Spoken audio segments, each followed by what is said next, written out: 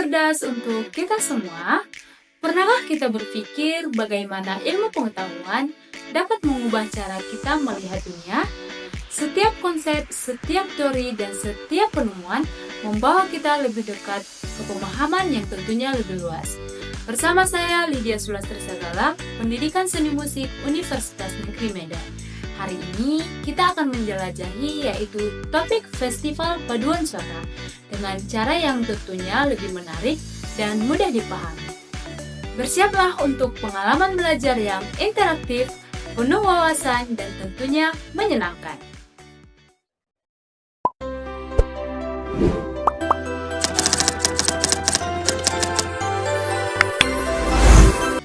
Festival adalah sebuah perayaan atau acara khusus yang diadakan secara berkala, biasanya untuk memperingati suatu tradisi, budaya, seni, agama, atau momen penting lainnya.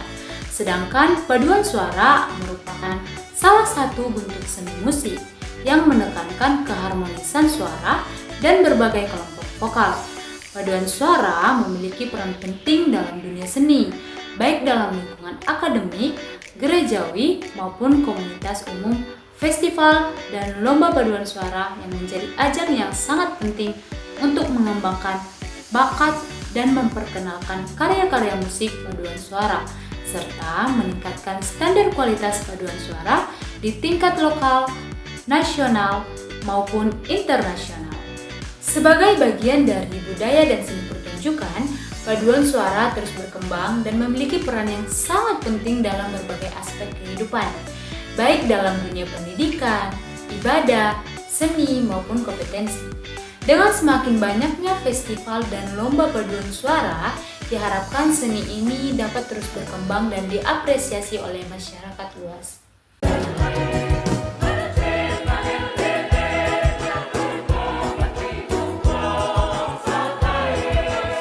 Paduan suara pada umumnya terbagi menjadi beberapa bagian suara berdasarkan rentang vokal penyanyi. Pembagian suara yang umumnya dalam paduan suara campuran yaitu sopran, yaitu suara wanita dengan nada tinggi, alto, suara wanita dengan nada yang lebih rendah daripada sopran, tenor, suara pria dengan nada tinggi, dan yang terakhir, bass, suara pria dengan nada rendah. Di era digital, paduan suara semakin berkembang dengan bantuan teknologi. Beberapa perkembangan terbaru dalam dunia paduan suara yaitu rekaman digital melalui produksi musik vokal yang lebih canggih.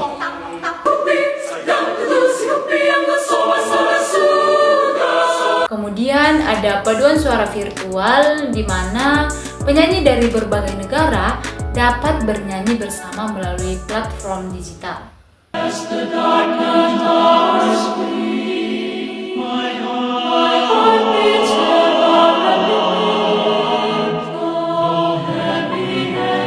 Penggunaan media sosial dan YouTube untuk membagikan video paduan suara kepada khalayak yang lebih luas.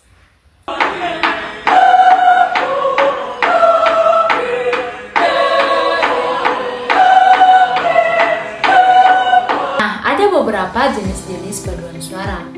Paduan suara dapat diklarifikasikan berbagai aspek seperti jumlah anggota, jenis suara, usia peserta, dan fungsi paduan suara itu sendiri. Nah, di sini kita akan belajar beberapa jenis-jenis dari paduan suara. Yang pertama, paduan suara campuran. Yang kedua, paduan suara pria. Yang ketiga, paduan suara wanita. Yang keempat, paduan suara anak. Dalam festival paduan suara, peserta dapat dibagi ke dalam beberapa kategori berdasarkan jenis kelompoknya. Beberapa kategori umum dalam lomba paduan suara. Yang pertama, paduan suara campuran, di mana kelompok ini terdiri dari penyanyi pria dan wanita dengan 4 bagian suara, yaitu sopran, tenor, alto, dan bass.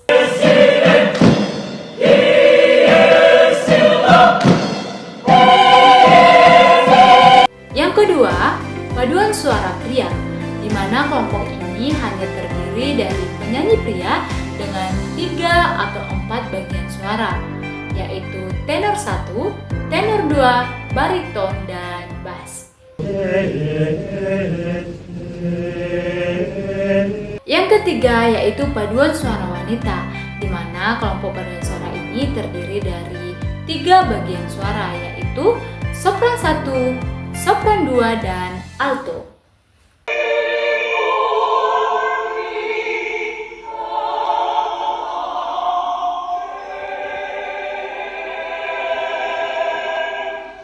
Dan yang terakhir ada paduan suara anak-anak, di mana kelompok paduan suara ini terdiri dari anak-anak dengan pembagian suara yang lebih sederhana.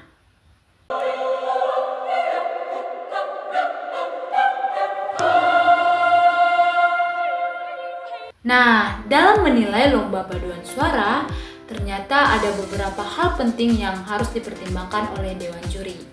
Yang pertama yaitu teknik vokal, di mana terdiri dari intonasi, artikulasi, keseimbangan suara, dan ketepatan nada.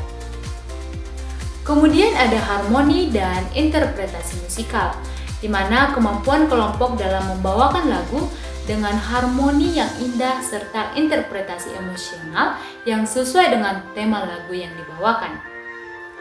Kemudian ada dinamika dan ekspresi, di mana kemampuan penyanyi dapat mengatur volume, emosi lagu sehingga menghasilkan pertunjukan yang lebih menarik.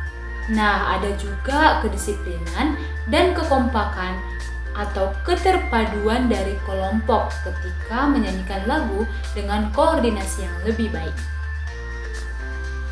Nah, ternyata ada juga kreativitas dan aransemen, di mana inovasi dalam aransemen lagu serta gaya penyampaian yang unik dan menarik. Untuk memastikan kelancaran lomba, panitia harus menyusun jadwal yang jelas, termasuk waktu latihan, waktu tampil, dan sesi evaluasi. Setiap peserta harus mengikuti peraturan yang telah ditentukan, seperti batas durasi lagu, jumlah anggota, dan ketentuan pakaian. Selain itu, panitia juga harus menyediakan peralatan teknis, seperti mikrofon, sistem suara, dan ruangan latihan yang Festival Paduan Suara merupakan salah satu bentuk kompetensi yang bertujuan untuk meningkatkan kualitas musik vokal serta membangun semangat kebersamaan di antara para peserta. Dengan adanya pedoman penyelenggaraan yang jelas, diharapkan lomba ini dapat berlangsung dengan profesional dan menjunjung tinggi nilai-nilai seni. Agar Festival Paduan Suara dapat berjalan dengan baik, diperlukan pedoman yang jelas dalam hal kategori peserta, kriteria penilaian, serta tata cara pelaksanaannya. Dengan manajemen profesional, kompetensi ini dapat menjadi sarana yang bermanfaat dalam mempromosikan musik pada paduan suara kepada masyarakat luas. Nah, selain itu, dukungan dari berbagai pihak termasuk pemerintah, institusi pendidikan, dan komunitas seni sangatlah penting untuk terus mengembangkan kualitas serta apresiasi terhadap musik paduan suara di berbagai kalangan. Belajar itu seperti menyalakan lilin, semakin banyak kita berbagi, semakin terang dunia kita. Terima kasih telah menjadi bagian dari perjalanan ini. Semoga apa yang kita bahas hari ini bisa menjadi langkah kecil menuju perubahan besar. Sampai jumpa dan teruslah berkembang. Saya Lydia, pamit undur diri. Terima kasih.